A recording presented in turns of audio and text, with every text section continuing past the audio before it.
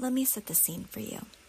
You can be in a crowded room with your partner, your kids, your friends, and still feel completely alone.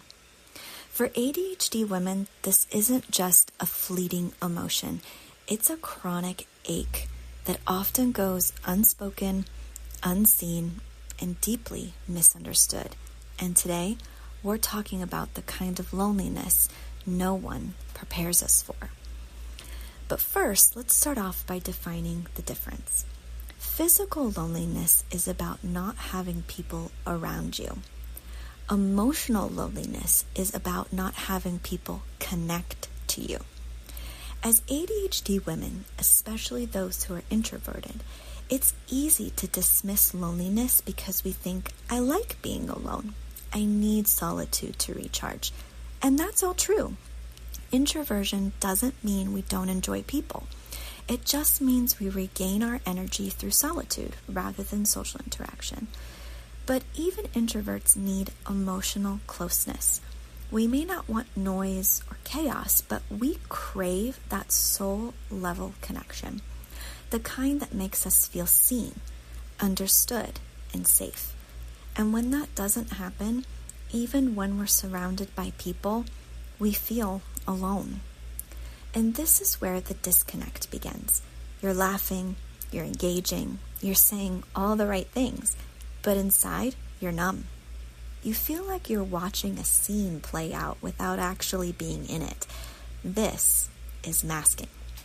We've learned to perform social acceptability to look like we're fine when we're actually unraveling.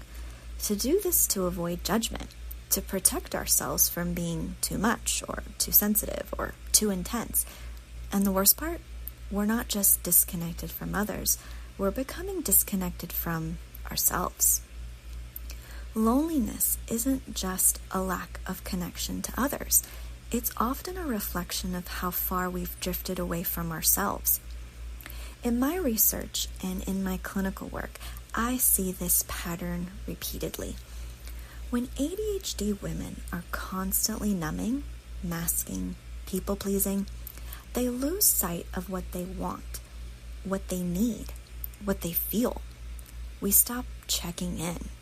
We override our discomfort. We distract instead of reflect.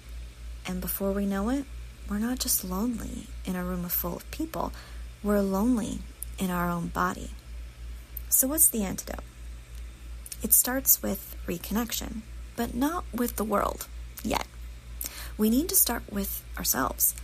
Notice what we feel in our body, even if it's messy. I want you to ask yourself this question. Is this truly how I want to spend my energy today? You can also create a quiet space without distraction, not to be productive, but to hear your own voice again.